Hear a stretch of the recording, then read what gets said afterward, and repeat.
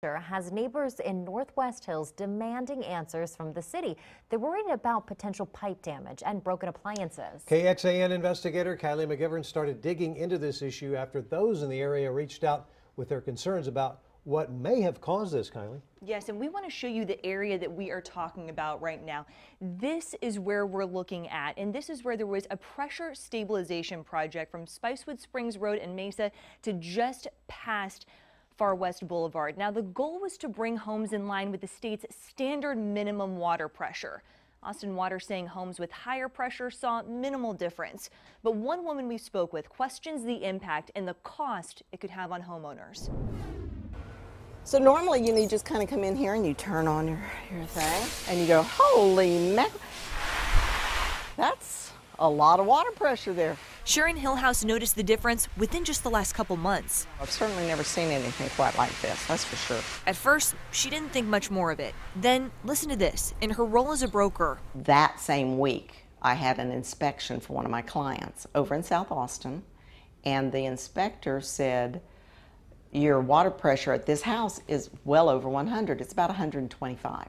He said, I've never seen it that high. Here's the problem with that. Anything over 100 psi, or pounds per square inch, can damage pipes, a costly problem. The normal pressure is about half that. I just couldn't believe that within the span of 3 weeks, I had 3 inspection reports all over 100 psi. That seemed more than a coincidence. I felt like it had to be more widespread. And why aren't we finding out about this? Austin Water says it lets people know about area projects, but does not specifically warn about water pressure changes, something it says it monitors citywide at more than 100 locations. But we found in new construction, pressure regulating valves are required to prevent pipe damage. For older homes like Hillhouse's, it can be anywhere between $300 and $800. And I'm thinking, well, my goodness, I don't think the citizens of the city of Austin are going to be happy to hear this. A cost that's on the homeowner. In the meantime, Hillhouse says Austin Water is working to gather more information about what's going on in her home and neighborhood. I don't see the transparency you would expect. If the city of Austin is doing this, why aren't they notifying us and being more proactive in helping us understand what's happening?